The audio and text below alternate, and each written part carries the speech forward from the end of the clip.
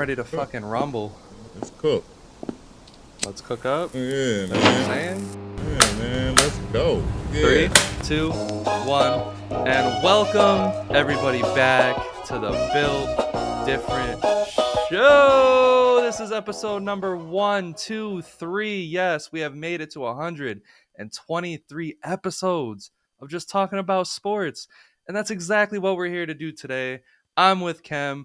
I'm your host Thomas Saxby. What's up, Kem? How you been? What's on top of your mind? Let's get right Oh into man, it. let's get right into it, man. No problem, man. So listen, man, some spooky spy sneaky shit has been going on, right? So it's kind of crazy. Okay. I want to start off with something. I got kind of two things I want to get off my chest first. Let's go with the Shedeur Sanders first, right? So the Mhm. Shedeur Sanders thing has been coming out lately. I'm not sure if you've been paying attention to it, but of Yeah, of course I course. know you have been, right? Oh. 250 million in sales, right? Where he get 14 million of that, right? His contract for the first 4 years is only 4.6 million, 1.2 a year or some shit like that, right? 1.1 and some change, right? But he's actually eclipsed what he's going to make. But they also said that how he got that 14 million commission off of those jerseys has something to do with why he was selected so low in the draft. You understand what I'm saying? Because he has something in his contract, bro. Real talk. I forget what it's called. I think it's something like the prime equity, and they said that everything that any team that he had that he's a part of that would have drafted him, he gets some sort of compensation, a part of his name, image, and likeness because he was like Nike's first, NIL, Yeah, you right, know what I right, right. mean, kind of Yeah. dude. So it's kind of crazy with all this stuff coming out. I'm kind of intrigued, you know what I mean, to kind of find out to see if this has. We'll never know if this has something to do with why Yeah. he was drafted, you know what I mean, so late, but it does, you know what I mean, give us an idea as to why. You know what I mean? Like he's basically, you know what I mean, the richest first rounder. I mean, fifth rounder ever. You understand what I'm saying? Ever. I You know what I mean, mean? Making more than the he's first round. marketable, Yeah, man. man. You know what I'm saying? So that's kind of crazy. Then the other thing I wanted to get into was like, listen, man, I got something that I want to say, man. We all know that the two in 2025, Texas lost two of the biggest stars that it has ever had, right? Oof. And Micah Parsons and Luka Doncic, right? Yeah, Both of man. these guys at 26 years old, you know what I mean, are out of there. But listen, I actually wanted to give a shout out to Texas sports to start off my take, right? Check it out, right? Okay. You had Dream Olajuwon and the Rockets go back to back, you know what I mean, in the 90s. Then you had the Astros come through, love them or hate them, right? For my baseball guy over there, build one of baseball's modern dynasties, right? Then fast forward to 2011, another thing you like, right? Was Dirk and the Mavs with no other All-Stars on his team knocked off Chris Bosh, LeBron James, Dwayne Wade, and the Heatles, right? Then you got Luka Doncic passing the flag to Cooper Flag. You understand what I'm saying? Literally. Literally, right? AD, Kyrie, you know what I mean? Clay and those guys out there, right? And then you cannot forget about what I just kind of started off with. It's like Dallas. You understand what I'm saying? Like it's a bunch of stars out there, right? Then you got the Rangers getting their ring, the Spurs dynasty.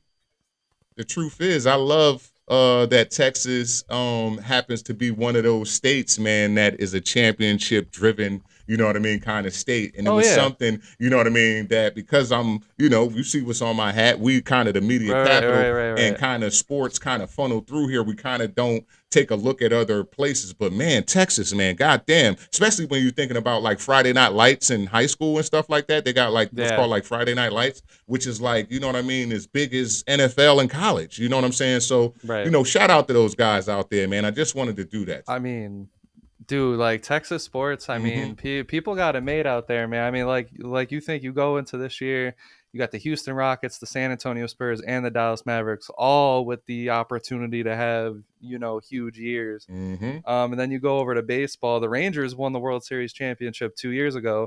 The Astros, they're just coming out of a dynasty, but they could still win it this year. They're still, really freaking good. Yeah. And then in football, it's kind of been bouncing back and forth between who's the better team between the Cowboys and the Texans. I know it hasn't produced, a Mm-hmm. championship for Mm-hmm. Texas in, Mm-hmm. since before I was born. Mm-hmm. But at the end of the day, Texas, they are they're in prime position Mm-hmm. to just have All the enjoyable time. sports, bro. All the time, bro. Yeah. All the time. You And know what I mean? that is what it is, man. So, Yeah. I'll bring back up the Sanders brothers stuff, Mm-hmm. but Okay. I wanted to. You guys know me. I watch NASCAR. I bring up NASCAR Okay. every once in a blue Okay. moon, Okay.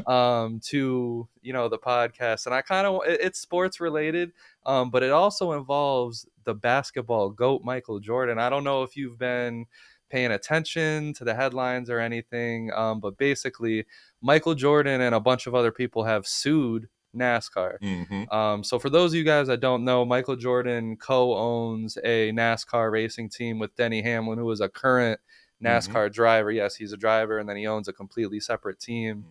Mm-hmm. So that team right there and a group called Front Row Motorsports, they have sued NASCAR, just basically saying like, their current system of how they do things is unfair. It needs to change, that whole kind of thing. Mm-hmm. So what NASCAR does, and it's kind of disgusting. Like they kind of like ruin the entire sport off of greed. Because what they do right now is a charter system. Mm-hmm. So certain teams can buy in to this charter system and basically have their spot saved so that they have cars all year long. Mm-hmm. And then there's a certain deliberation of funds. It basically, this system never supports lower Mm-hmm. teams, like teams that don't have the best drivers or best equipment, stuff like that. It always is going to keep them down. Now Michael Jordan and his team, they're not necessarily one of those lower teams, because obviously Michael Jordan is rich. The people that are working together on that collaboration is rich. But what he's actually doing is really good, because he's stepping in for the betterment of the sport. Mm-hmm.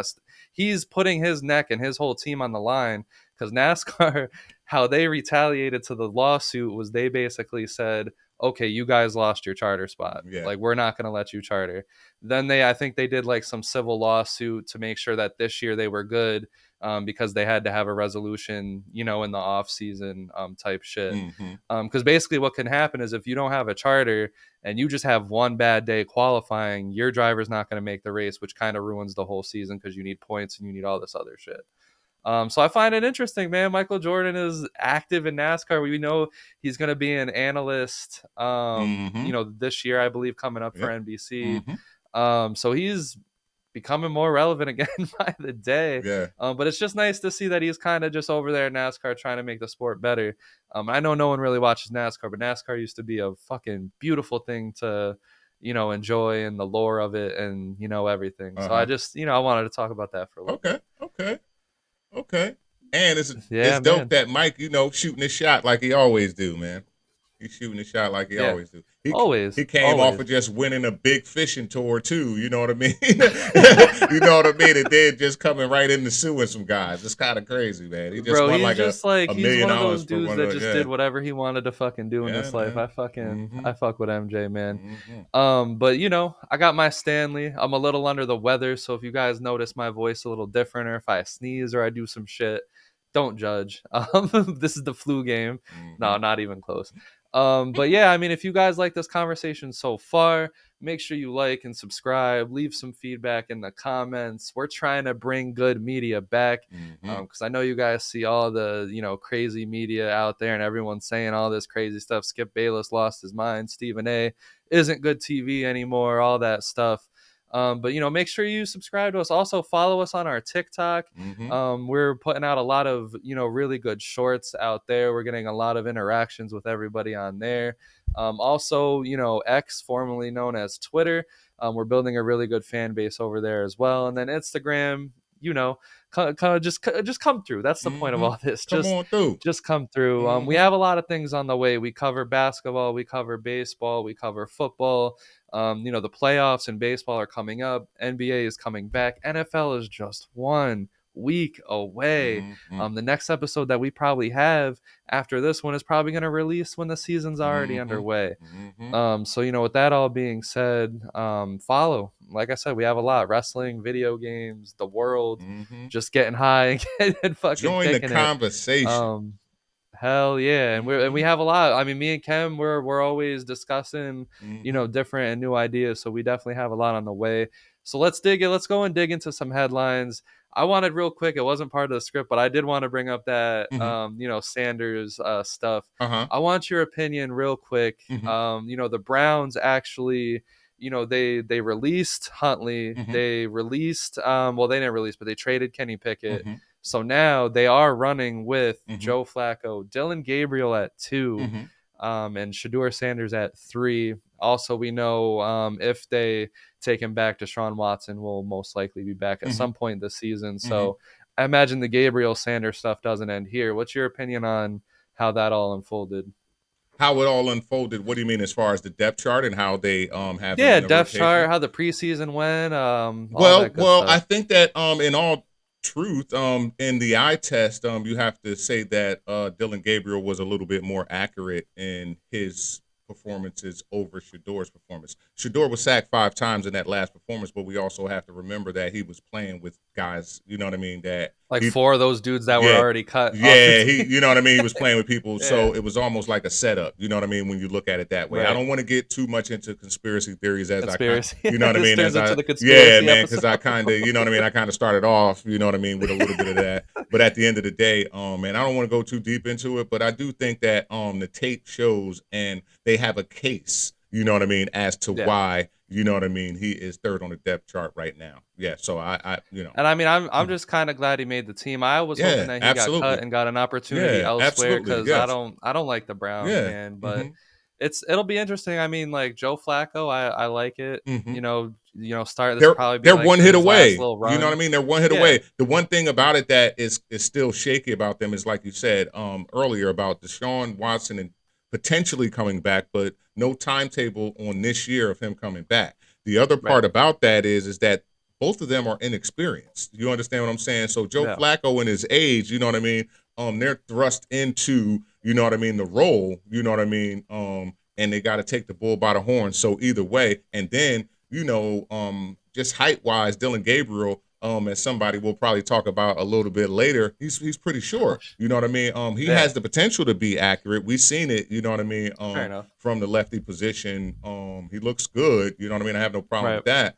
But I also believe that given the same set of tools, we also seen what Shedeur did, and I think that he also gives them the same chance to win with the Yeah, man. I mean, experience. like I said, I like it. I want to go over to Shilo Sanders. Okay, How did you? What's your he's cut. reaction to all He that? I got know you waived. saw that. Yeah, he got waived. Yeah. I After mean, punching a dude in the face. yeah, man. I mean, come on, you know. I mean, a lot of that stuff, man. What can I say, man? Locker rooms are crazy. You know what I'm saying? Football, I Yeah. played a short time. I also know that, locker rooms can get crazy. You know what I mean? It's a vibe. You know what Yeah, I you're talking mean? about 50 some guys, Yeah, just man. adrenaline and It's a all it's that. it's a Yeah. vibe, man. You understand what Yeah. I'm saying? So at the end of the day, man, that part is natural. I don't think that the punching the dude had anything to do with him being waived. You know what I mean? Right. He was waived for, you know what I mean, the lack of productivity, or Yeah. skill, And you know I what I mean, mean, at the end of set. the day, because a lot of people are going to be messing with Shador when he gets on the field. A lot of people would be messing with Shiloh if he ever gets Right. on the field. So I don't think you can react by punching someone in the face because people are going to be coming at them all Hmm. year long. Uh-huh. If Shiloh gets back on the field and if Shador gets a chance to But start, most of that never comes out in yeah, football. In football, that kind of stuff yeah, never comes out. That's basketball shit. You know what I mean? Because the right, teams are right, smaller, that kind of thing comes out. Football, that don't come out because it's a violent thing anyway. You know what I mean? Like yeah. they, Oh yeah, yeah, exactly. Yeah, it's violent. So like a punch in the yeah. face is usually when they punch one of their women or you know what I mean, something like that. You know,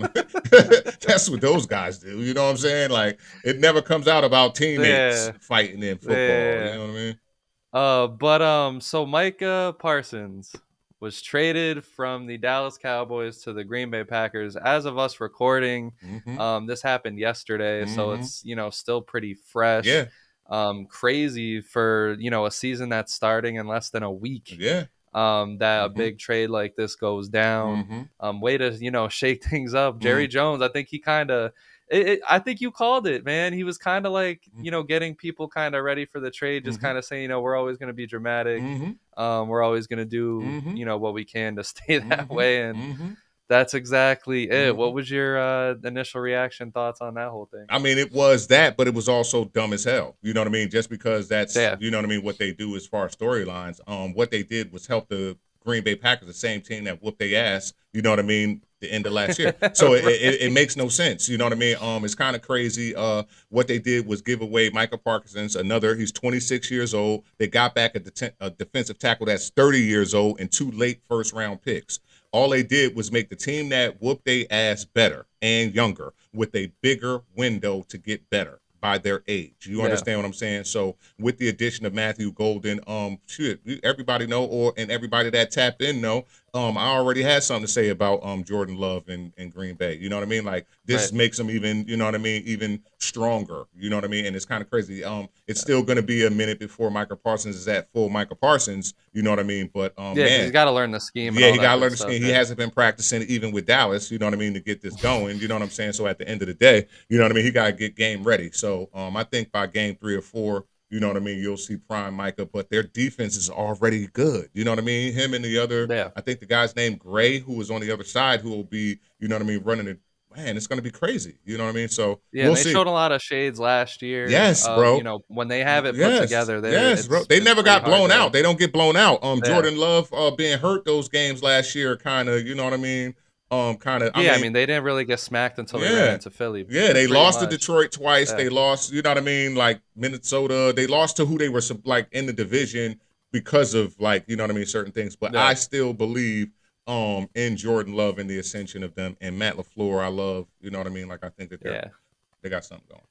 Cowboys. Listen, man. What can I say? Listen, you know me. You know, you know I'm an Eagles fan. This is I'm almost starting to feel bad for the Cowboys fans. I just, oh man. I mean, you guys sucked for so long. I mean, lately you guys have kind of, you know, been a little bit more humble because you haven't won in so long. But I mean, we're at the point where, you know, the Eagles have basically lapped the Cowboys about 3 times. The Giants have even gotten a couple rings. The Commanders are looking more healthy of a franchise than the Cowboys for, you know, once. Only Cowboys fans 35 and older truly remember what it was like watching their team win the Super Bowl. Any fan 28 or younger hasn't even been alive for a Cowboys Super Bowl appearance. Not even close. It's just misery. It's just misery at this point. You know, America's team, whatever. I mean, I just it kind of it really sucks, man. Because it's not like you traded Micah Parsons, you know, off to the AFC. He was their best player. To, you know, maybe like a team that's not really, you know, in the mix like that. But you traded him to the Green Bay Packers, a team that's not only kicked your ass several times throughout these, you know, past few years, but that's a team that's competing with you right now. Like that's another, because the Cowboys were supposed to enter this year with a good roster. I don't know where the shakeup leaves the locker room and all that. I still think they can compete a little bit at least. But you traded him to the Green Bay Packers, and you know, Cowboys fans, I'm pretty sure, hate Packers fans. I mean, the Packers have been a pain in their ass, and it's just so similar to that Luka trade. Like you trade him from the Mavericks to the Los Angeles Lakers. It makes no sense. You know, it's absolutely crazy. But do you have any other comments on that? Because I kind of agree with you. Like my whole take was going to be, I don't think he's going to be game ready for a little bit. Yeah. But yeah, you know. I still think they're gonna, you know, once they get whipped into shape. Well, I think that it hurts Dallas Cowboy fans again. I think that they got a brand new coach. You know what I mean? And I think that the team was probably setting him up for failure. Yeah, because this is the theatrics that the Dallas Cowboys normally have. I think that the locker room was probably anticipating him coming back, being honest with you. You know what I mean? Now, without him being there. Well, I mean, I think everybody did. I mean, because you see the way the McLaurin shit went down. All of it. Yeah. It's kind of like how it happens almost every. I mean, you have your cases here and there. And Dak and CD, like Le'Veon Bell, who like didn't get, you know, the Steelers didn't you know, fold for that. But usually this is how it goes. Like players will, you know, threaten to not play or not play, and then, you know, the team pays them like a week into the preseason or some shit like that. Or a week into the season. Like, you know what I mean? The game is played or missed. You know what I mean? And you know what I mean? It's all over. You know what I mean? Chris Jones did it last year. He did it just a minute ago with the Chiefs. Exactly. You know what I mean? You know what I mean? Was in the stands watching the games and everything with him. You know what I mean? You know what I mean? He was in the stands watching the games. Like, all you got to do is get the money right, and I'm suiting up. You know what I'm saying? And you know what I mean? He was ready to go. So, and I think, and it's important, man. Like, it's important more than ever for, you know, these football players when when that guaranteed money comes into play, like Micah Parsons got fucking like 136 million 130. Yes, like guaranteed. guaranteed. Like that's it. He's won. Yes. It's over, bro. Like now all he has left to do is win a Super Bowl. But at this point in his life, he's set. Like his family is set. Like that's it. But it's also very important for football players because the way they get hit, Yes. the way that accidents happen, Yes. the way Yes. shit goes down, it's Yes. always best to go get your And guaranteed his money. So I'll always production. understand. And then the truth Yeah. is his production over the first 4 years of his career is unlike any. You understand what I'm saying? He was supposed to be paid anyway. You know what I'm saying? Like, and he wanted to play in Dallas. The fact that, you know what I mean, this was trying to be an underhanded deal with an 80-year-old dude. Season, bro. Yeah, an underhanded deal with an 80-year-old dude and a 25-year-old dude who don't understand business the same way, even if he does understand business. And once he realized that he was in a compromised position, he told the old head, listen, man, just call my representation, call my agent. You know what I mean? And he felt offended. And it's kind of crazy, you know what I mean, that those kind of things will work its way into the rooms of big business. You understand what I'm saying? Where, you know what I mean? Like, it's just per damn work, man. He's the goddamn independent contractor. How you going, you know what I'm saying? Like, how you going to do that? Like, you know what I mean? Like, that's crazy to shade him like that. You know what I mean? But at the end of the day, that's power. Incredible, dude. Yeah, really, man. Like, that shit is wild old school. We don't live in those times no more. You know what I mean? You can't do nobody. You literally, you can't do nobody like that. Especially like, you know what I mean? You know that he want to take care of his family. You know what I mean? Like, come on, why would you? You know what I mean? Like, it's kind of crazy. And then start saying shit before this happened was like, well, we have his rights. You know what I mean? Like, he's gonna play. You know what I mean? Woo woo. Like, just like, okay. I mean, we'll see. and it didn't work out. Yes, man. That boy got power too, man. It's a different time. And hell you got yeah, a great agent. We'll see how it all unfolds because like they're the first team to play this year. The Cowboys are. Cowboys Eagles. It's gonna be interesting for sure. But I got but Kyle Schwarber of the Philadelphia Phillies hit 4 home runs, becoming the 3rd player to do that this season. And then also he is now on the list for the most 3+ home run games in history. He's up there on that list now. Just an absolute insane show of power. Kyle Schwarber has been having an insane year all year. Did you see any of that shit? Yes, absolutely. I want to ask you a question though. Do you think it's something we're going to see more of? I mean, I was thinking about this yesterday too, because some people were pointing out that there was 3 of them this year. We haven't had a 4 home run game in a while. in Major League history. There's 21 4-homer games. Yeah, so I mean, I think what it comes down to is like, I think and this could be a way longer conversation, so I'm trying to piece it in my head to give you as short of an answer as possible. I just think pitchers suck. I think that's really what it is. I mean, back in the day, if a player even had like 2 home runs or, if he was, on a hot streak and you ain't trying to lose the game, you'd walk him for the rest of the game. I think now it's just like, all the rules and sophistications on pitching. And then you bring in guys, out of the bullpen. I think bullpens look worse than they ever have. And then you even got like hitters pitching when the games get, too crazy. I think we can see it. I mean, it's just as simple as that. Because like I said, you have your top heavy pitchers, but I don't think the quality of pitching is that good anymore. And then when, Kyle Schwarber runs into a team like the Atlanta Braves, who basically fucking thrown in the towel for the year, they don't care to walk him the whole game. Here's history. He almost hit 5. Like he had an at bat in the bottom of the 8th where it was a hitter pitching against him and he popped it up to center field. That we almost saw history there.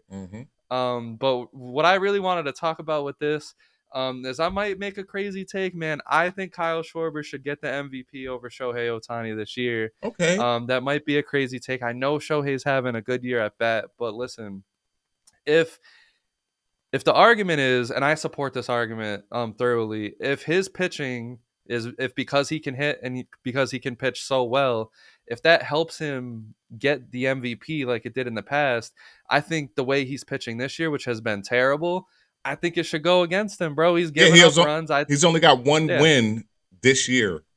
Yeah, and he's I mean, win. He did okay when he was pitching 1 inning at a time. But I think it should go against him winning. I mean, Kyle Schwarber has basically carried this Philadelphia, Phillies team, and Yes. he's gonna have to do more of that carrying as we Bryce go was through. hurt through the first whole. Yeah, exactly. And then now they've lost Zach Wheeler. Mhm, Aaron Nola doesn't look good mhm, anymore. It's basically just been Christopher Sanchez and Robert Suarez, or Ranger Suarez. My apologies, but Kyle Schwarber's carried this team, and if the Phillies are going to make a run at the playoffs now, especially with Zach Wheeler out, I think Kyle Schwarber he's the guy. He's the MVP. He's the most valuable player.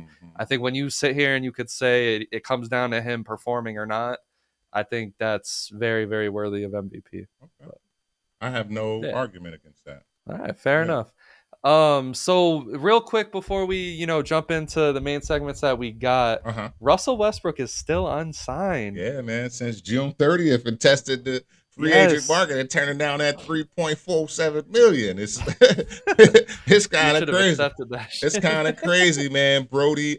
So listen, man, that's funny. As we were moving through, I was wondering what was your take gonna be on this specific thing. You know what I mean? Because it's apparent how much love I have for Brody, but I gotta be honest and say in today's world, you know what I mean, he's almost like a screwdriver. You know what I mean? When we Yeah, got everything mechanical now, like you got the ones that are yeah, smaller than that you can put so many different heads on it and everything.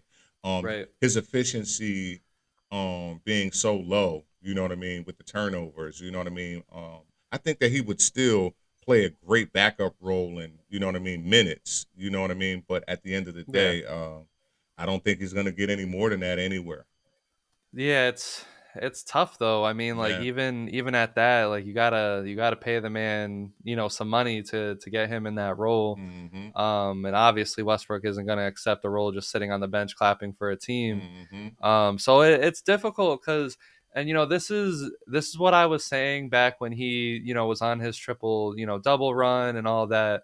Once he loses his talent, or like the talent starts to fade Mm-hmm. a little bit, Mm-hmm. he has nothing to fall back on. He doesn't have a shot. Mm-hmm. He doesn't. I mean, like his defense has gotten a little bit better, but it's not defense that you would throw No. him in over No. everybody for. No. So like what he has to fall back on is his hustle. And honestly, with the way the NBA is going, there's kind of no room for players like Westbrook Yeah. anymore. You know what I Yeah. mean? Yeah. Because you can get a guy that'll come in and run up and down the floor Mm-hmm. and not do But as be a much, knockdown and then you shooter. have people. Be a Yeah, you knockdown have shooter. yeah, or just simply that and all Mm-hmm. that. So I mean, I hope he lands with a Me team. too. I don't want to see Russell Westbrook's career end No, not like this. unwillingly. Yeah, not like You know this. what I mean? I Yeah. hope he signs like a 1 year deal and is like, okay, I'll retire after this Mm-hmm. year.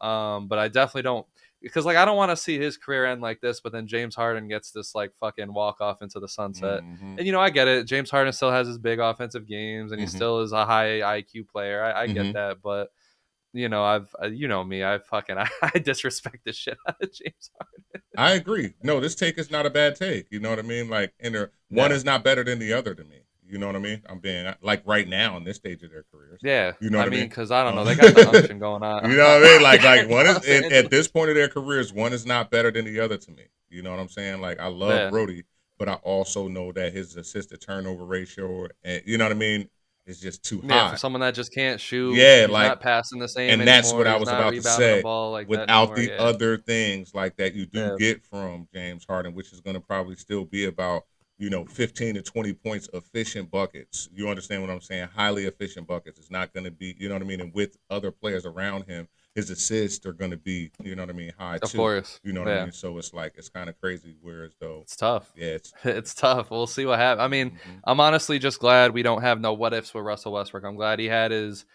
full career. We got to see his prime. We got to yes, see it, absolutely, drawn out. yes, It's because the yeah, way he played, it was almost assumed that he would, get injured at some point, get some yes, major injury, mm-hmm, and it just never came. He kept yep, up with his body. He stayed healthy. mm-hmm. So we'll see how it ends, man. I'm hoping for, he gets on the Kings and just fucking soars.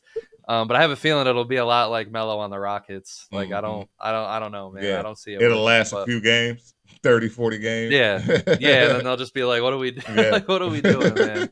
But all right. So who is your most overrated Hall of Famer in sports history? Man, so listen, man, this took some You deep. stumped me with this one, bro. Yeah, You stumped. man. Like most of my research. I'm Uh-huh. sitting here like, ah, Yeah, damn, man, because okay. like Uh-huh. I could go with old heads in baseball, but I Uh-huh. don't feel like that's like I didn't really want to go there. Mm-hmm. And then basketball, it's pretty. I like the basketball Hall of Fame. It's pretty Yes. tight, and the Mm-hmm. football Hall of Fame, like I would never like discredit a football Hall of Famer. I mean, Uh-huh. I'm not saying that we're discrediting them because they're a Mm-hmm. Hall of Famer no matter what we Yes. say. Right. But But this yeah, is the most overrated Hall of there has to be Famer one. There in has to be sports one, right? history, right? Yeah. Check it out, man. And this is not blasphemous. You know what I mean? You know that I'm highly analytical in how I look at things, but I also believe in the heart and the eye test more than that's why it's hard for me with Russell Westbrook walking off into the sunset. Because at the height of his career, you know what I mean, seeing him play, being a triple double machine and everything like that. Even the 2020 game for Nipsey Hussle was crazy. It wasn't like he, you know what I mean, like that. Like the truth is that some of those things that we saw in the height of his career, you know what I mean, it's sad to Right. see walking off. But who I have, you know what I mean, as my most overrated Hall of Famer of all time. Again, as I got on this hat and who you know I'm a fan of, man, but I gotta say this, man.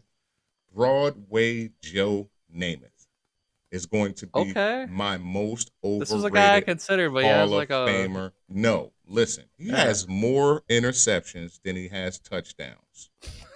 He has 220 interceptions to 173 touchdowns. He did deliver us the Super Bowl with the conversion and coming from over, you know what I mean, and coming over and everything like that. But I'm telling you that it was only due to like his charisma and that smile. You understand what I'm saying? That he's still working in like denture commercials and shit like that. You Nah, understand what I'm for saying? real. Yeah, like real talk. You know what I mean? You know that how he made it into there, but his stats was actually shaky. And me being a lifer, as a Jet fan, I got quarterbacks over him who aren't in the Hall of Fame that didn't win Super Bowls in my tenure as a fan. So that's who I have. And then I'll let you That's know in a fair. later episode who those quarterbacks are. Yeah, he was up there on the list for me, but Yeah, like, I'm you know, happy. I somewhat get it. Yeah, Um, yeah.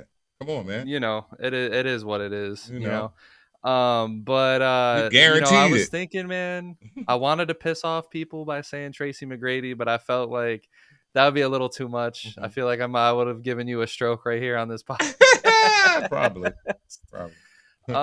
You know, so I'm gonna go and I did a lot of research because this was tough, man. Because like I said, when you take away all of the old heads for baseball, because I didn't want to bore anybody with the take, Mhm. that doesn't leave a lot of overrated Hall of Famers.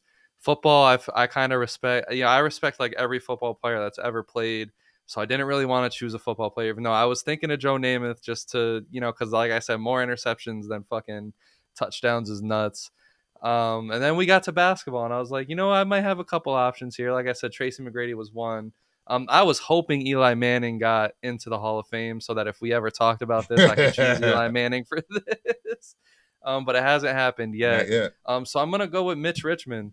I Ooh, mean, so listen, like I opened up his stats, and I know there's a lot more to an eye test and all ooh, of that yes, stuff. but that's okay. I Um, ain't mad at but with him, I mean, he had a good 10-year run. Like it was cool. He was efficient hoops. He was buckets, but never really won anything. you.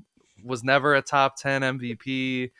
He was all NBA second team a few times. Mhm. He was an all-star a few times, Uh-huh. but he never did anything in the playoffs. Granted, his team sucked. Yeah. I don't know, it's just not a career. And then, I watched some highlights. I wasn't, overly impressed. I just I just don't think he's a Hall of Famer, man. Okay. I don't know. Oh You know shit. more about Mitch Richmond than I do, so maybe you can shed So some light. listen, Mitch Richmond was a bucket. Um, Of course.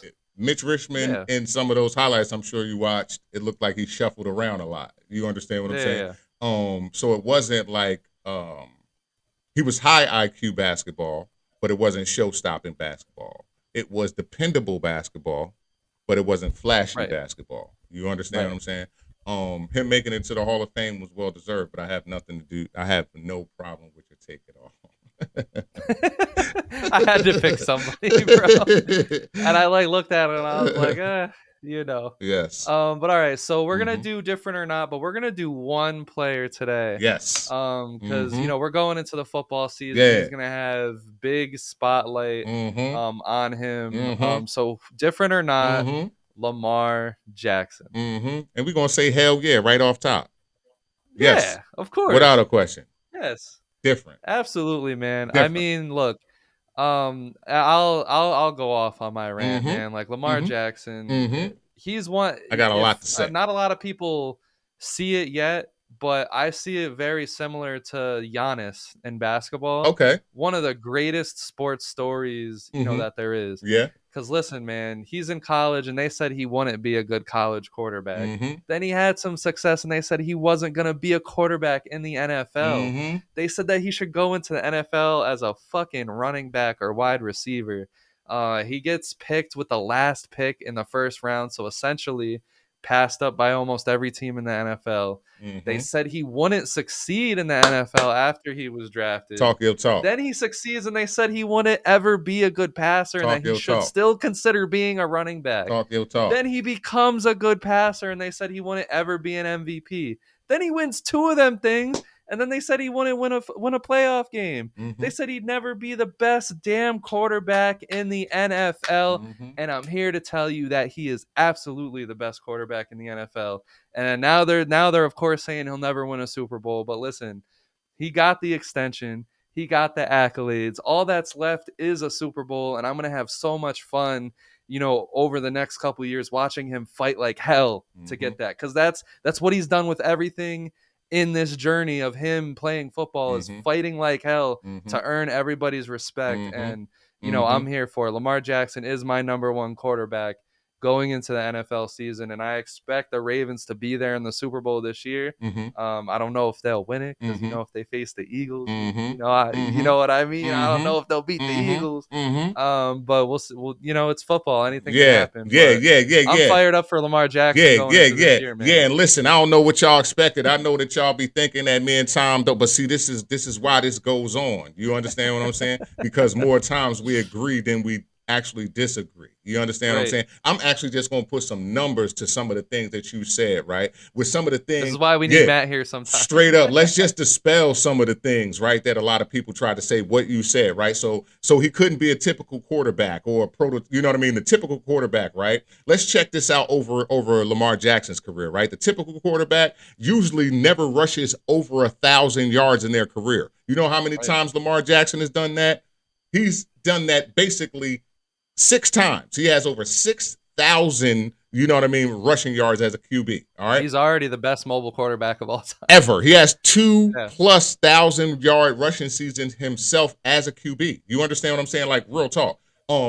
Because the stats are skewed because of the longevity. I said six Right. straight, but I didn't mean six straight. I meant six over his career. Now, but here's the other shit. Just to kind of go along another thing with what you said. So just for passer rating and everything like that, he's tied for the most in NFL history for perfect passer rating games with 4. And they said that he couldn't become a pocket quarterback. Yeah, come on, man. It's crazy. So now the passing efficiency, which led to that, he got 102 as a career passer rating. But last year, in the best year of his passing, I think it was at like 119 or some shit like that. Like, come on, man. Yeah. This dude is crazy. 2-time MVP. You know what I mean? We know and love this. Is always in the runnings, like you said, a Giannis of the NFL. Crazy sports story, just American born. You understand what I'm saying? And Right. the belief that his coach and that organization has in him is amazing, man. Like it is crazy to see, you know what I mean, his ascension.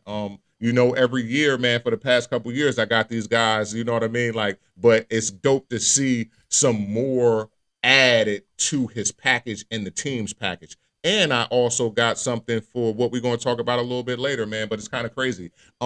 This is something that I do disagree with, though. You said that you think that Derrick Henry is going to have some slippage. I believe that Derrick Henry may be in the running for an NFL record, right? this year because he may be using just most short yardage situations. You understand what I'm saying? Where he can amass Touchdown. 20 Okay. there. You understand what I'm saying? So Okay. I think that there may be a yardage slip off, but there may be a touchdown uptick. You understand what I'm Yeah. saying? Like real talk. But anyway, yeah, I agree with you 100%. You got me going. See, Hell I'm yeah, ready. brother. I'm here for it, man. Yeah, Lamar yeah, Jackson, like I thought he yeah, should have won the yeah. MVP Lamar over love. Josh Allen. Yeah, Lamar love of it. I mean, I get why Josh Allen won. Yeah. We Mm-hmm. personally wanted that Saquon win, Yeah. but Mm-hmm. man, like Lamar is it's beautiful football to watch too. It's not Yes, like, man. and it's like Yeah. he's like this whole time, like this whole story, like I refuse to believe that it's not going to generate a Super Bowl. And when Lamar Jackson does win that Super Bowl, we're Mm-hmm. gonna be having some conversations because I honestly, if you really want me to be as honest as I can, I think a Super Bowl does put him over like Drew Brees, Aaron Rodgers, like those guys that have the one Super Bowl, Because he's gonna still guys with play. 0 Super Bowls. Like I Mm-hmm. think he's gonna get over them. And I Mm-hmm. know That's everyone's in dope. love with Patrick Mahomes when they talk about, this, who's the best, the Mm-hmm. GOAT and all that. But I Mm-hmm. think Lamar Jackson, let's say he has a really good second half to his career, because what's happening now, and which I love his development, is that he's becoming a better passer Yeah. as time is going along, Mm-hmm. and it's going to allow him to use his legs less, which is going to Mm-hmm. expand his career a lot more. Mm-hmm. Because a lot of people, a lot of your basic fans don't really understand the passing year that he had last year. Yeah. 40 touchdowns, Yeah. 4 interceptions, all them yards. Yes, man. And we're talking about a fumble of a pass from Mark Andrews away from, Mm-hmm. two terrible mistakes by Mm-hmm. Mark Andrews away Mm-hmm. from the Ravens having Mm-hmm. advanced last year. So Mm-hmm. I think, we're going to get through the season this year, and I think the Ravens are going to be hungry. I think they're going to be the hungriest team in the Mm-hmm. AFC, and I don't want to discredit the Bills, because I know the Bills are hungry too, but I just don't think the Bills have the Mm-hmm. team that the Ravens have. And I expect them, like once playoffs start, they're going to be prepared. I think honestly, their only difficulty I think this year is they might lose some games against some really terrible teams, because I think their focus is going to be playoffs, and their focus is going to be strictly that. So we'll see what happens, but I'm here for it. Lamar Jackson, this campaign is going to be insane. Yeah. Great year ahead. Hell yeah. So speaking of running backs, what is your best running back run of all time? So what I mean by that Uh-huh. is, the best maybe season that a running back had, maybe a couple of seasons that dominated, and maybe will we see another ridiculous year this year? I know you somewhat mentioned Derrick Henry in response to that, but who do you think it is? Hmm. So if I had to say, I would go back to 2006 to kind of lead to what I was saying last, you know, Okay. last segment about Derrick Henry potentially breaking the record. I would Right, go right, back right. to LT's record. You understand what I'm He saying? dominated, Yeah, brother. LaDainian Tomlinson, man, and the Chargers, man. That was one of a great season, a great block of time. And then in 2006, getting that 28 touchdowns, that was great. But I had this question a little pegged wrong, right? So I had this question, whereas though I was going for the best run, like that I saw for a Like touchdown, actual physical actual run. physical run, right? So I'd have to, you know what I mean, back that up and go with what I was going to say for there, right? Um, and that would be the 2010 wild card game with the Seattle Seahawks with The Saints. yes, sir. And Yes. Marshawn Lynch gets that I 67 know yard exactly where run. you're going Yeah, with it was that. like 9 tackles or some shit like that. You That's know what I mean? one That he run that broke. will keep coming up in my social media feed that I'll watch Yes, every like you know time. what I mean. Yeah. Like that has to be, and it's kind of crazy with the social media thing, and that's from 2010. You know what I mean? That is a Yeah. clip that is continually still Marshawn circulating. Lynch deserved that Yeah, second Super Bowl that was title, man. crazy. That was super duper dope. Yeah, it would have been nice. You know what I Yeah. mean? Well, listen, man. Mhm, I think I'm. No, I don't think I know. Fuck that thinking shit. mhm. It is Saquon Barkley for me, Okay. and I cannot stress it enough that Saquon's run last season, I think, was the best run Mhm, of all time for a running back. And listen, I know Adrian Peterson had his run that I respect so much. That would have been the one, mhm, that I chose when Adrian Peterson was going absolute, mhm, bonkers. We remember that, right? mhm. But when it comes to Saquon, man, he had the most yards in a single season of all time. Like, when you combine the playoffs and regular season, to have to have a running back Mm-hmm. be that good in this day and age, all the way through the playoffs, through the Super Bowl. I mean, there was so many debates on if a running back can actually put your team in a position to actually Mm-hmm. go all the way, because we've seen all these crazy running back seasons. I Mm-hmm. mean, the LaDainian Tomlinson season that you just brought up did not result, Mm-hmm. in a Super Bowl Mm-mm. championship. Mm-mm. Derrick Henry's run on the Titans did not result in a Super Bowl championship. No doubt, did the Titans overachieve thanks to Derrick Henry? Of course they did. But when it comes to Saquon, man. And I also want to point out what his leadership did for the Eagles too. I know I sit here and I defend Jalen Hurts as much as I do, but coming into that season for the Eagles, we had all this drama between Nick Sirianni, Jalen Hurts, AJ Brown. Are they ever Mm-hmm. going to get along? All the locker room tension, Mm-hmm. all these young kids that were coming in. It was all over the place. I think Saquon coming in with the leadership that he had, and as good as he was, you would have had to been a fool to say that Saquon wasn't going to succeed with that offensive line. Mm-hmm. But not only did he succeed, he knocked it out of the park, man. Like some of those runs that he pulled off, Mm-hmm. them games that he won for the Eagles, it was all storybook. And like I said, I have not seen one post about it since, about if a running back can get you where you need to go. Because he absolutely crushed Mm-hmm. every single thing about that argument. Yeah. Hell yeah. Yeah, in today's football and all football, you need a strong O line, man. You need a strong defensive line. So why wouldn't Yeah. running be a part of the function? Like I believe in Yeah, the because I quick mean that was dink and the dunk. issue with the You Giants, know what I bro, is that they mean? didn't have a strong But O line. yeah, He kept it's getting crazy. hurt because, like, for the Giants to win one game with two left foot Daniel Jones out there, Saquon Barkley had to have like some Mm-hmm. spectacular game, or the defense had to have a spectacular game just for them to get one game. Mm-hmm. So I honestly I think the Giants are fools for never assembling that O line. Because who knows what would have happened if they Mm-hmm. developed that O line. Debate time. Mm-hmm. Kem wanted this. So we'll see what happens here. Yeah. So the first question: Drew Brees versus Aaron Rodgers, which I think is going to be a question for a very long time. Who is higher up on the NFL all-time list? Drew Brees, Aaron Rodgers. I want to hear you go first, bro. Really? Yep. So Mm-hmm. listen, man, Mm-hmm. I gotta go with Aaron Rodgers. I Okay. have to go with Aaron Rodgers because listen, I said Drew Brees wasn't different. I think Aaron Rodgers is. I think he makes it. I think he makes it into being different. If we were to argue that right now, which we're not, that'll be that'll be probably a long argument for another episode. Mm-hmm. But listen, I got Aaron Rodgers, man. I think Drew Brees. I think Drew Brees had better teams. I'll just point that out. Mm-hmm. I think Drew Brees had better teams. Did Aaron Rodgers have a good team that should have achieved more here and there? Absolutely. But Drew Brees had that almost every single fucking year. And constantly he shrunk in a lot of big moments. A lot of big games for the Saints came down to the ref screwed us, or one Mm-hmm. big play. Like, I'm pretty sure you guys remember the Minnesota Miracle. Mm-hmm. And it's Aaron Rodgers for me. I think Drew Brees, did he achieve a lot in the NFL? Absolutely. But that's what will happen when you're just about average every single year and you have some big years hidden in that averageness. Mm-hmm. But I think Aaron Rodgers was elite the whole way. I think when you watch Aaron Rodgers versus when you watch Drew Brees, I think it's a clear difference. With Aaron Rodgers, he's a bad man. You always have a chance all the way up until the final second of the game. Mm-hmm. And honestly, I like that Aaron Rodgers has a little bit more personality. I know that doesn't really have much to do with the argument, Mm-hmm. but if it gets down to that for a tiebreaker, Mm-hmm. I love that. I love that Aaron Rodgers is so fucking crazy, man.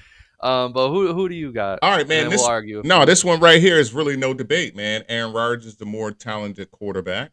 His 4 MVP speaks of, Yeah, and that was you know another what I thing. mean. The Yeah, talent. Yeah, he's a yeah. more talented quarterback. His 4 MVP speaks of his dominance. I think that the yardage totals is what had Brees edging most quarterbacks, but just in Okay. yardage totals until Tom knocked that off. But at his peak, Thankfully. you know what I mean. At his peak, Aaron Rodgers is a better quarterback.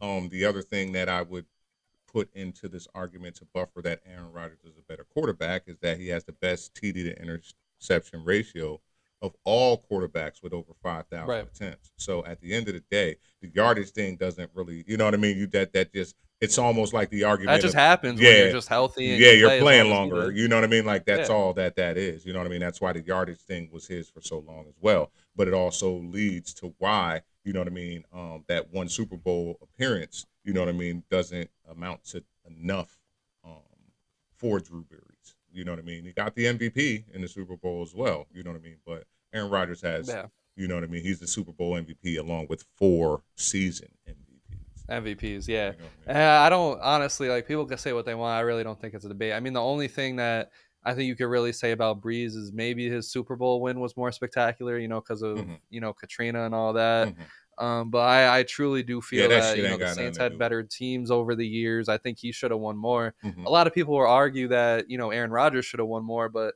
there was a period in time there where it was like that team was it was rough. Uh-huh. Even when they had Devontae Adams, it was like there was certain parts of that team that were always fudged up. Yeah.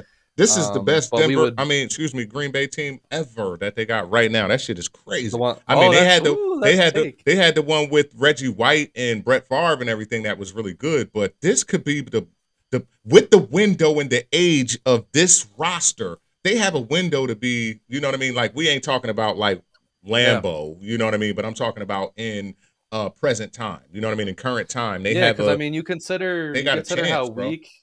Yeah, you consider how weak the NFL. Well, I don't want to say weak. Mm-hmm. I just think the NFC doesn't have as many top tier teams as the AFC does. Mm-hmm. But just like last year, like the Lions could choke. Mm-hmm. The Eagles, they could fall apart like they did 2 years Mm-hmm. ago. I'm not ever going to rule that out with the personalities that are in that locker room. Mm-hmm. We know Nick Sirianni is basically a jackass. So I'm not ruling that out. We know Mm-hmm. AJ Brown has his shit. Mm-hmm. So it would never surprise me if the Eagles fall apart. But the Packers, they could be in the right place at the right time. Towards the end of the years, like Jaden Daniels and the Commanders got as far as Mm-hmm. they did because it was basically right place, right Mm-hmm. time. They faced the right opponents that Yeah, crumbled to their that's schemes, how it is. etc. And Yes. that's really how it is in the Mm-hmm. playoffs. Mm-hmm. But all right, so next one, Mm-hmm. and this is actually a really good one.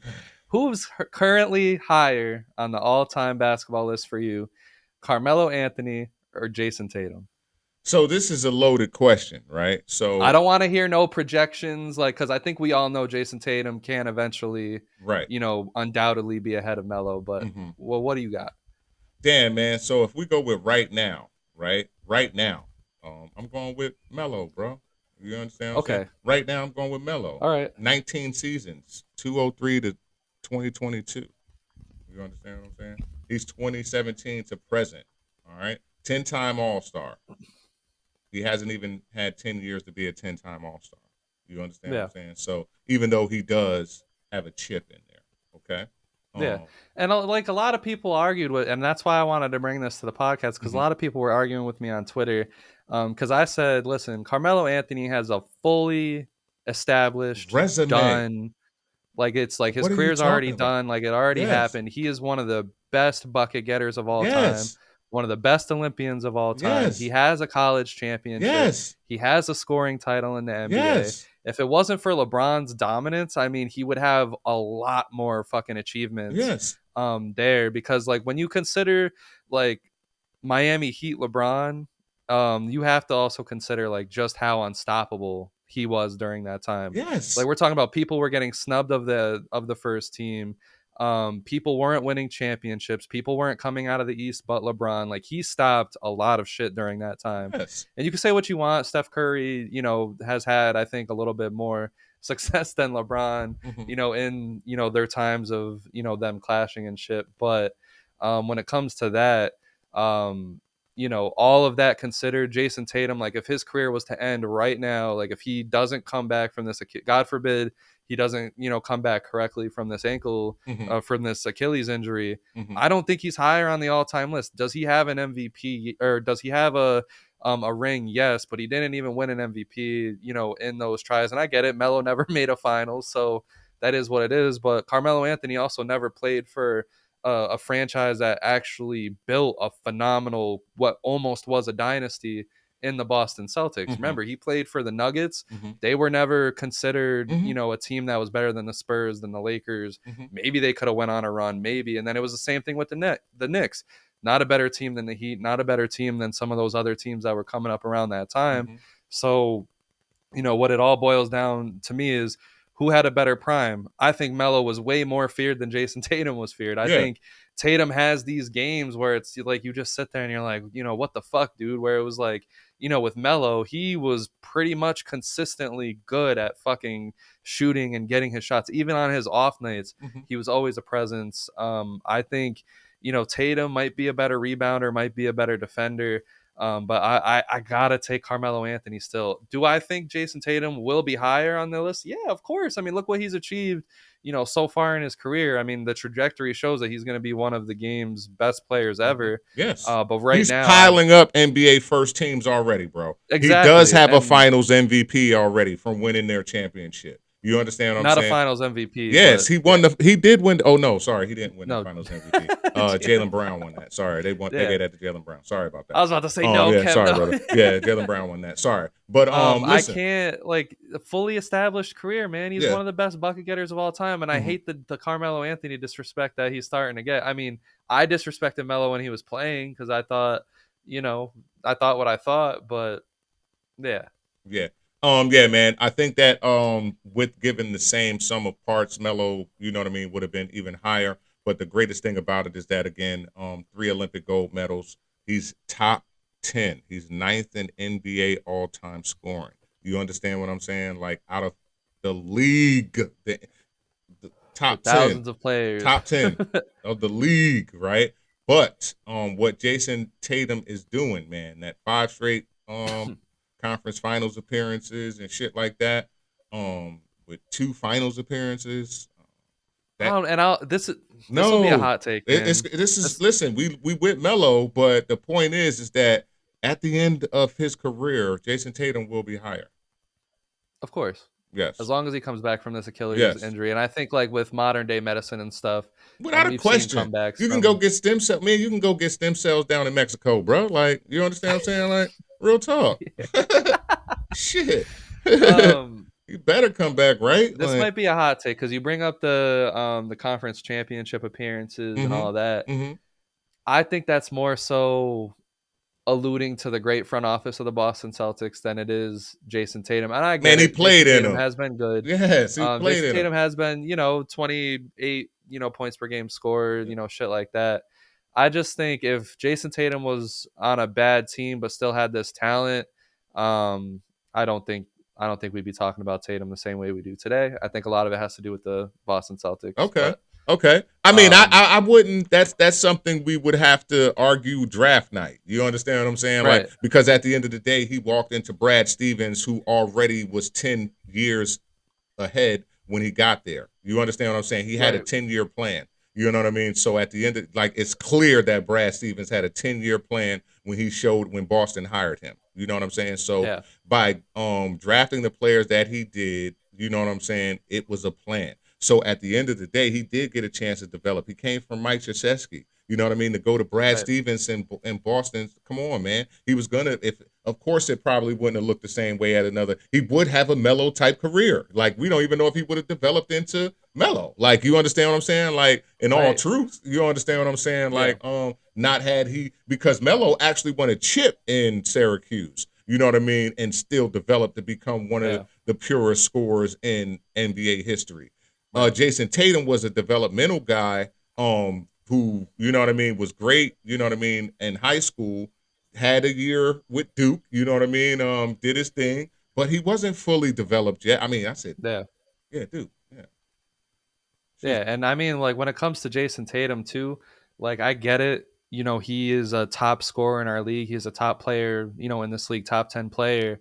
Mm-hmm, But at the end of the day, man, like that team that the Celtics won the championship mm-hmm. with Jaylen Brown, with Drew Holiday, with Kristaps Porzingis, with Derek Williams, with the bench that they Yeah, had, Jaylen Brown cooked with that. the with the coaching staff that they have, established out there. Um, there was some games even during that run, which is why he did not win the Finals MVP, where you're Yeah. just watching Jayson Tatum and you're Mm-hmm. like, Like, what the hell, dude? Like, and that's what I mean. That's my thing is I watch Jayson Tatum a lot, and sometimes he looks like the best player in the league, and then sometimes it's just like, what the hell is going on? But they were just fortunate enough to have so much talent at that time, and they stayed healthy. That good things happened for Boston that year. But as you saw this year, I mean, before he tore his Achilles, he basically fucking he was shooting the Celtics all the way out of their games. Them big leads that they had faded away because he would just start chucking, or you know what I mean, like. Yeah. But that, like you said, it's a big conversation for a different day.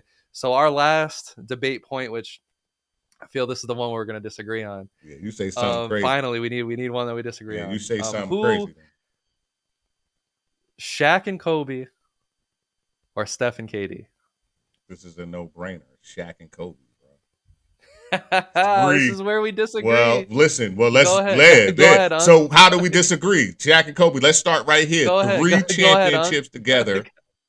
KD and Steph 2 championships together. And oh my, come on. What? What's up? Come on. What's up? What's up? Yeah, what's up? They went to 4 straight finals. KD and them only went to 3 straight finals. They three-peated and went to 4 straight finals. You understand? Could have went 4. All right. Shaq got Finals MVP 3 straight times. Kobe involved into the superstar that we love off of that. Come on, bro. What are you talking about? Shaq and Kobe lasted longer. I understand that Steph and KD was nuclear, but that shit was fast, man. Just like everything nuclear is, boom, and then it's over. You understand what I'm saying? Like, it look good. You know what I mean? You know what I mean? Look, boom, and then it's over. You know what I mean? It's the same thing on the 4th of July when we go buy fireworks and shit like that.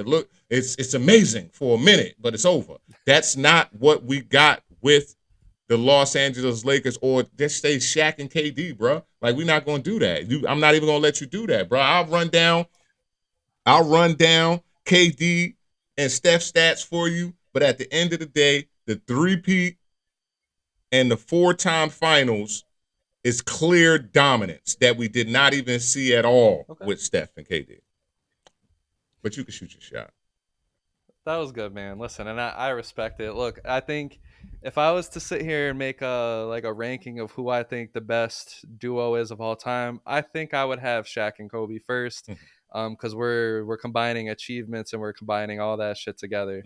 For this, who I strictly think was the better duo for their time, I have to go with Steph and KD. Now, listen, when it came to Kobe and Shaq, they were fucking amazing. They were both, averaging like 25 to 30 points together at the same time, playing winning basketball. They were dominant. But when it came to Steph and KD, bro, the league paused for those 2 years. Basically 3 years, but obviously they had, injuries in the 3rd year that kind of shut everything down. But for those 2 years, bro, damn well the league was on pause. No one else had a chance. No one else we weren't even talking about no other teams. We were talking about, maybe LeBron can put together a magical run and stop these guys. But the league was shut down, on pause. There was no questions asked about it. When it came to Kobe and Shaq, yeah, were they favorites most of the time? Yeah. But you still had, the chances of these other teams, the chances of this other shit happening. No. But when it came to Steph and KD, bro, no, there was a 0% shot for anybody else. The greatest shooter of all time, and then KD, one of the most talented players of all time, maybe the best scorer of all fucking time. Come on, bro. See, it's easily Steph. I don't want to say easily, because we're talking about some of the best duos of all time. And this is why you're tripping, because you're even referencing like LeBron and the people that they went up against. That, you know what I mean, is in an era that you didn't get to witness these guys. So I don't know if you witnessed this, or because if you witnessed it, you know that the dominance and the power that Shaq possessed with the mentality and skill that Cole possessed was just a different power dynamic besides what KD and Steph have. You got 2 lethal shooters with 1 shooter that can get a bucket anywhere on the floor. That's skill that just outmatching everybody. I'm talking about power and dominance with skill and mentality that's gonna, like, come on, man. Those people feared them way more than they feared. The league had changed into a jump shot league. So of course teams were catching up because they didn't have shooters. You understand what I'm saying? There was no need for a big man during the KD Steph era. You know what I mean? Because of how they spread the floor. You understand what I'm saying? But at the end of the day, the league caught up to it. That's what we're watching and seeing right now. As we're going to give an ode, you know what I mean, to a team earlier who later on who revolutionized this shit. You know what I mean? But at the end of the day, bro, it's Shaq and Kobe. I don't care what nobody is trying to say. It's Shaq and Kobe. And that's fair. And they had one of the greatest playoff runs of all time. But Yeah. I'm just saying, man, there was no 2000 to point in 2004. time in NBA history where that was just that. When KD joined the Warriors, that was it, bro. No one else had a chance as long as, We'll as see. that was going together. Unless injury happened, which eventually it did happen, there was no chance for anybody else. We'll And see. that's never happened before, bro. We'll see. Never. We will see. But like I said, when it comes to Steph and Kobe, or when it comes to Kobe and Shaq, man, I mean, it was beautiful. You crazy, man. Every time I go back and watch it, They it's defined beautiful. the whole era, bro. Like, what are you talking about? It's crazy, Of course. son. It's crazy, son. But what I'm saying with Steph and Crazy, KD son. is they honestly they shut down LeBron's GOAT case. Like LeBron, if Steph and KD don't get together, Bron might be the definitive GOAT because he might have won more rings during that time. You're crazy. But they all, and then when you said You're the league crazy. wasn't scared of them, You're crazy. you said you said like the league. What? No. LeBron went back. You talking about when LeBron went back to Cleveland and basically started becoming GM and all that type of shit too? Is what you're talking about? In that era of LeBron, he made the finals. He made the finals both years that Steph and KD made the finals. So what? That was a different type of East, and LeBron wasn't that kind of player because listen, besides that chase down block, right? Listen, besides the chase down block, you know what I mean? That is one of the most bullish, and I'm talking about superstaric, bullish, athletic, I'm gonna take us there plays that you have ever seen from LeBron. You don't have many of those in the LeBron catalog of I'm going to go take us there. You understand what I'm saying? But in what I'm talking about, you understand what I'm saying with Kobe and Shaq, that was the mentality. You understand what I'm saying? It ain't no way around it, man. It ain't no way. Listen, and y'all gonna get me on this thing. Kevin Durant burying LeBron James with a 3 in his face to secure, I think it was game 2. When they were in that shit in the finals, bro. Right. And KD is way more of a killer to me than what LeBron is. Like I said, I don't like that strategic shit that, you know what I mean? Like that, yeah. You know what I mean? Like, and I'm a thinker, but I'm talking about when you're bigger, faster, stronger, you don't have to use finesse until you need to use finesse. You understand what I'm saying? Like literally, right. It's like boxing. You know what I mean? Like you don't stop doing something, you know what I mean, when it works, anyway. But I digress. You know what I mean? Hey man, LeBron being the definitive GOAT. Man, get the fuck how is he a definitive GOAT when he ain't even past Kobe? Like that's the part that we got to get into one of these days. Like how the fuck? I don't even know how we even like. All right, okay, it's okay. Huh? What? No. All right, okay, cool, cool. Mm-hmm. I cannot wait till Matt's back. These are gonna be some fucking great conversations. But. Okay, so let's get into some baseball talk real quick. Sure. You got any questions to shoot? I do, man, because you brought up Kyle Schwarber. It's kind of crazy, right? But you brought him up in a context in which was a little different because you highlighted the injuries a little bit too, right? But I want to ask you a question, right?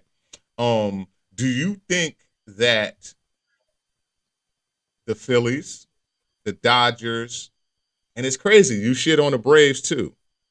Do you think they got good vibes as ball clubs? Like this is just, you know what I mean? Like, do you? No, I hear what you're saying. You know what I mean? So, like, I mean, like mm-hmm. With the Braves, for me, it's hard to say that they got good vibes as a ball club because this is the second dynasty they were supposed to have, right? Kem, you were I think you were a young adult during the time where they were having their first dynasty where they had Smoltz and all John Smoltz and Glavine and all those Maddox, all those guys together. They were constantly getting free agents. They constantly had a team. But how many World Series did they win in that run? One, right? And I get it. The Yankees kind of blocked them off a little bit. But then when we look at this was supposed to be their second dynasty because they have Acuna and Mhm. Matt Olson and Ozzie Albies and Austin Riley and all these guys. They have the pitching, they Mhm. have all that. Mhm. Um, they're also like it's about to be over. They might be trading off everyone at the end of the year, and guess what? This dynasty that they were supposed to have Mhm. because they figured everything out and they paid all their players cheaply and for a long period of time. They only have one. Mhm. And the one that they won is maybe one of the most unmemorable World Series in history because it was led by fucking Jorge Soler and Jock Peterson and Eddie Rosario. Like it was weird. Mhm. You know what I mean? Mhm. That shit, it was cool, I guess. But when it comes to the Dodgers, I think they have a good vibe. They've been fucking winning since I started watching, Mhm. really like talking and researching baseball. Mhm. Back when Manny Ramirez was, on the club. Um, they have a winning culture. Players know when they go there that they're going to win. You don't really hear too much animosity coming out Mhm. from them. They have so much different heads in that clubhouse. You would think Mhm. that some heads would butt at some point in time, or whatever have you. But it's a good vibe. Their fans love them. It's a winning atmosphere. And then the Phillies, it's hard because when it comes to Bryce Harper as a leader, for the Washington Nationals, it feels like they couldn't ever really take that next step, and Bryce Harper was often underwhelming in certain situations, or when he was on fire, the team wasn't on fire, Mhm. and a lot of that's happening in Philadelphia right now. So I don't know, man. I think they have a good atmosphere. Like they love each other. They love playing for each other. The fan atmosphere is insane in Philadelphia. Mhm. So I would say, yeah, they got some good vibes Okay. in their clubhouse. Yeah. Okay. Since the last time we talked, I asked you an analytical question. I want to ask another one that I've noticed to be a part of baseball now, but I want to know, is it, making the game smarter or ruining the purity, right? These are two analytical things that have been introduced into the game that they kind of, you know, always look at now. And with all these home runs and things we were talking about it earlier and about pitchers and things of that nature. What do you think about the emphasis to launch angle and like that WAR shit? The war and all that shit. I Yeah. mean, I don't know. I think it's just people bored, man. I think it's people bored and they just, kind of want to keep developing baseball. Hmm. Some of them are good. Like war it's a cool stat. It Hmm. kind of combines everything. Hmm. But then I think it has a little bit too much emphasis on defense because you'll see like guys with low wars that are incredibly impactful. Hmm. Especially with the bat. Hmm. I think like launch angle and shot. I mean, obviously, it's one of the new things that teams focus on. So I can't, as silly as I think it is, it's what some teams put a lot of emphasis in is making sure you hit the ball with the correct launch angle and all that shit. It's just where baseball is going, man. You And said it's boring, huh? honestly, That's why they doing this. I mean, I don't want to say boring. I just think people are just like bored because baseball has been going along for like as long as it has with the basic stats Hmm. and the basic systems that were in place. So, I think MLB is going through that phase where they have to change it up. Like they changed the playoffs, they changed, the pitchers rules. They, Yeah. they did all this shit. I mean, the commissioner is like some years he's making the ball not travel out of the fucking park. Some years he's making the ball very easy to travel out the park. Yeah. Honestly, and this is a fucking underrated take. I love the baseball's current commissioner, bro. I'll say it. A lot of people hate this guy, Uh. and I get it. He's a little wishy washy on certain things, but like he's bringing a lot of attraction to baseball. The rules that he's putting in play, while people hate them at first, I think it's done a lot of good for fucking baseball. People can actually sit through a baseball game now, Yeah. bro, It doesn't take and the long. shit's easy to explain. It's Yeah. easier to explain now. Yeah. It doesn't take long like it And used to. you know what I mean? So I think at the end of the day, you know, Hmm. Okay. yeah. All right. Bet. Okay. Those are my questions that I have for you, man. Hell yeah. So, what I wanted to do real quick is as we stand, we got a month left to play before we get into the playoffs. So I just wanted to break down who I currently think the teams have the best shot at winning the World Series. Cam is going to hate this because I didn't include the Yankees in that top five, man. I'm not I mad. don't I don't think the Yankees are going to win it this year. I think a lot of this right now is too dependent on Aaron Judge the closer that we get. I mean, Giancarlo Stanton has come back and is absolutely nuclear. I think we expect that at this point for him to be nuclear in the playoffs. But I don't think their pitching is situated right. Their relievers it's all over the place. They made all these acquisitions. Half of them ain't working. Half of them it's up and down. Devin Williams, don't know who he is anymore. And then, with the hitters, it'll be interesting. I mean, Anthony Volpe getting a lot of negative attention right now for how bad that he's been, but I just don't. I think it, and it sucks because Aaron Judge is fucking injured, trying his best to just stay on the field, but like if he comes into this playoffs and has another bad fucking playoff injury or not, it's a more tough conversations that we have to have. Yeah. But at the end of the day, man, if all goes well, we'll see. We'll see. It'll be interesting. Jazz and Trent are trying their damnedest too, man. I'm not. But will it continue into the playoffs? I don't know, man. Okay. I don't have any problems with what you said about the rotation though. The pitching. Yeah, like it's a lot of scariness. It is in there. It's a bit. But I think so. Team number one, I got the Los Angeles Dodgers. I mean, obviously, their pitchers are coming back healthy. Blake Snell looks great. Clayton Kershaw, the old man, is still fucking doing it. Yeah, it's crazy. like he looks absolutely insane still. Obviously Yamamoto. They have a ton in their bullpen, their lineup. I mean, Mookie Betts has struggled. Shohei Ohtani has had some cold stretches, and they still look great. So I still think that they're the favorites. But number two, which might be a surprise to a lot of people, I got the New York Mets. Now, hear me out. They're getting hot again, and I think they're getting hot at the right fucking time. They've been on a scorcher lately. Francisco Lindor seems like he's back. All it takes, I think, for this team to click is going to be what Juan Soto does. Is he going to struggle going into the playoffs, or is he going to be the playoff performer that we've seen in the past? And if Juan Soto, which he's one of the best hitters in the league, I think he can easily flip that switch on. That's what I'm counting on, and I think their bullpen's amazing, and their starters, there's a little to be desired, but we'll see how that goes. Number three is the Boston Red Sox. Again, sorry, Kem. I'm kind of really digging what they got going on, man. Like they're hot at the right time. They're one of the best teams in baseball at the right time. Their starting rotation is insanely fucking good. Their bullpen capped off by a Aroldis Chapman has been this year. He's probably been the best closer in baseball. Chapman, along with Crochet, who's probably the best starter in baseball, and Roman Anthony's growing into a man before our very eyes. Bregman is still there. Trevor Story's having resurgence. I love everything that's going on in Boston right now. And then number four, I got the San Diego Padres, man. I mean, I roast them all the time. You feel me? But I do think Tatis and Machado, with everything that surrounds them, is good to have going into the postseason.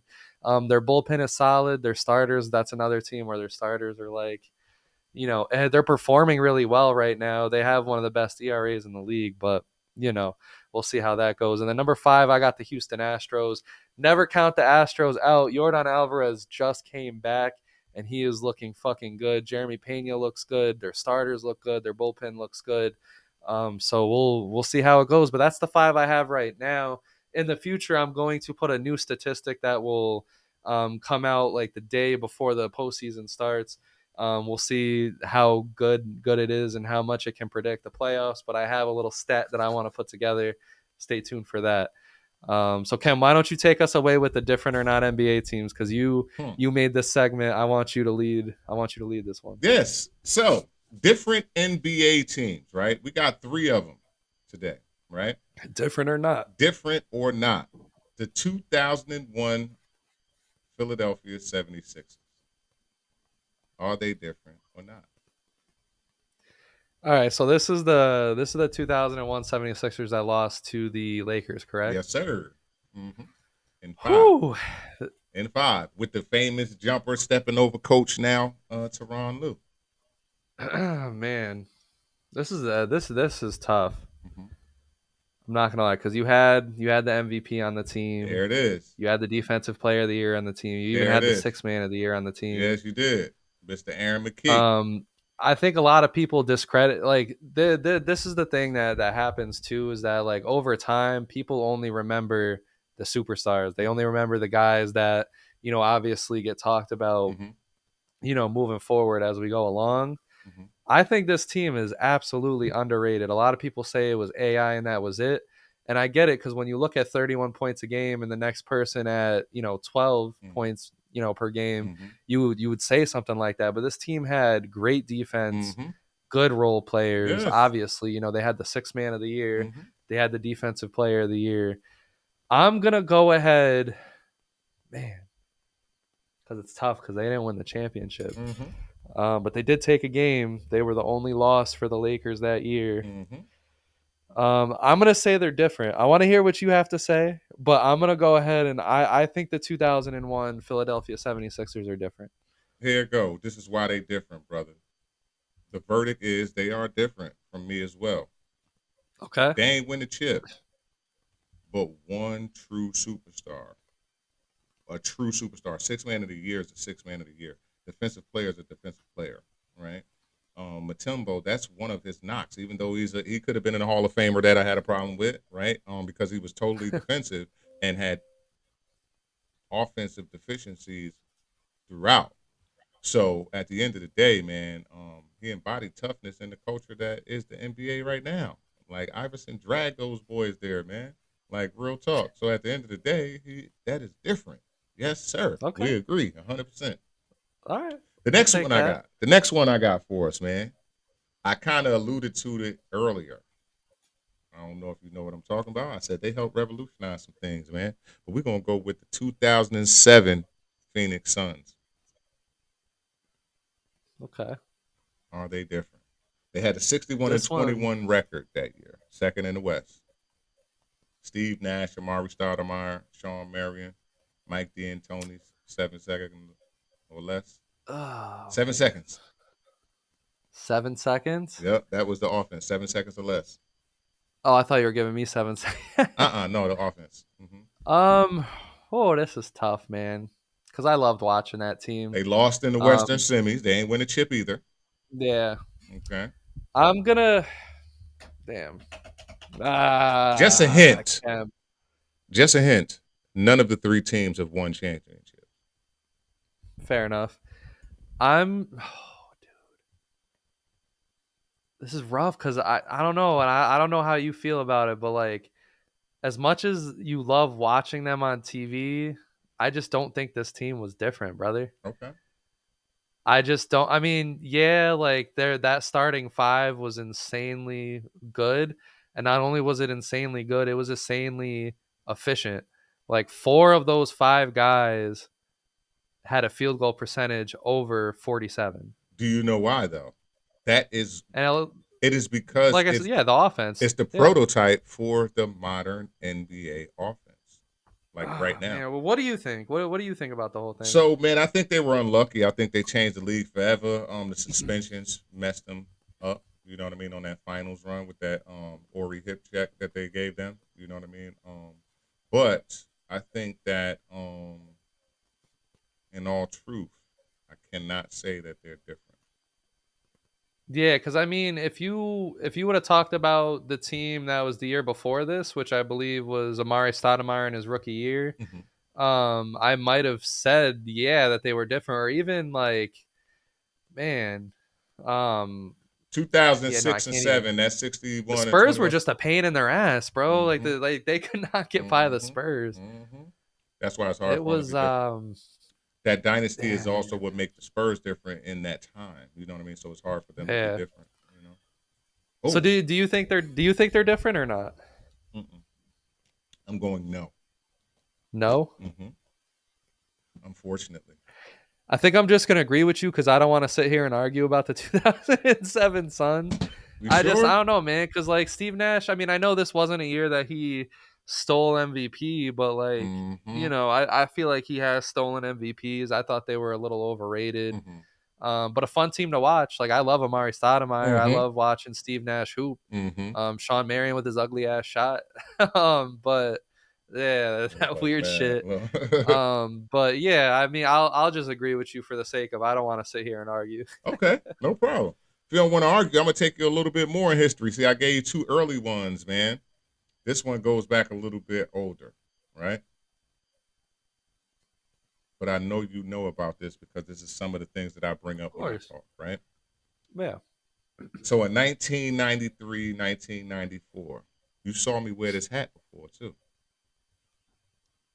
The Seattle Supersonics was 63-19. One of Gary the Payton, biggest chokes in history. Sean Kemp, Detlef Schrempf, Dennis, those guys in that deep roster, right? Upset in the first round by the Nuggets. Oh man. Like if you would have said the year before, I feel like the year that they had before where they did make a little bit of a further run, I would have said yeah, because like this time period was like the best that Seattle had ever had. Like in their history of being a franchise, this was the best Seattle Supersonics Yep. like block of time. Mm-hmm. But this specific team that you're saying that choked, I can't say they're different just because they choked. Like, did they had a like when I go back and watch the highlights, from these teams over these years, definitely fun to watch. Mm-hmm. Sean Kemp was a dog. Gary Mm-hmm. Payton was a fucking dog. Mm-hmm. The underrated Michael Cage who played every, Mm-hmm. fucking game. Mm-hmm. He was a fucking meme. But Ricky Pierce, really good six man. Mm-hmm. I can't say they're different. Like if you would have said the last, I think it would have been more of an argument if you Mm-hmm. did the 1993 Mm-hmm. Supersonics, but I'm gonna say the 1994 Supersonics are not different. Absolutely not. Absolutely not. Not different at all. 63 wins or otherwise. I thought you was going to fall in love with the numbers and thought that No, 63 and 19 was going to you take got them. to consider the Yeah, playoffs in they this, got the man. Like, NBA's first ever 8-over-1 loss. That's the first one yeah, documented in NBA history is that one. You know what I mean? A 8 winning over a 1. You know what I mean? So yeah. at the end of the day, hell no, they're not different for that season. That's Okay. great that you did And your I think deep dive. it's safe to say when it comes to these different or not NBA teams that all champions should be different. Sometimes. Oh, Sometimes, yeah. So, no, because the Sixers weren't a champion and they were different. No. But what I'm saying is that automatically Most teams that have won the chip championship will most likely are be all different. different. Yes, They're absolutely. all Yes. champions. We can establish that Yes. right now. Absolutely. Okay. Yes. The NFL season is here. Gun to your head, whatever to your head.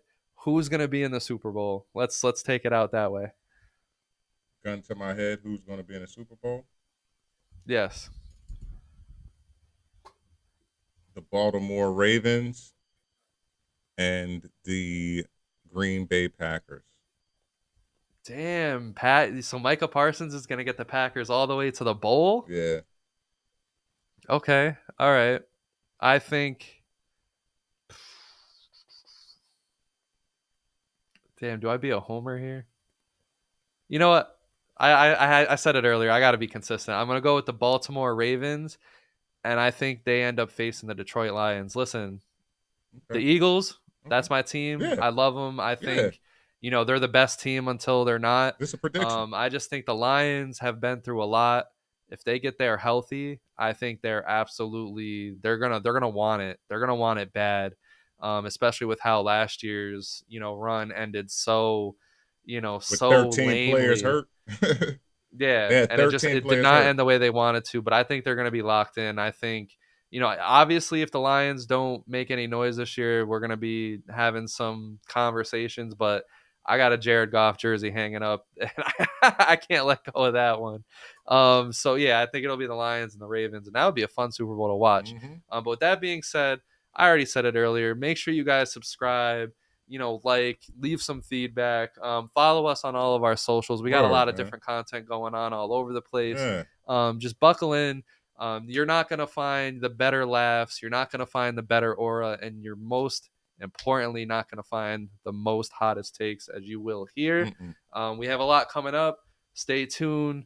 Get on the train or get run over or get the train run on you. Pause. We out. Have a good night. Join the conversation, y'all. We out. Yes.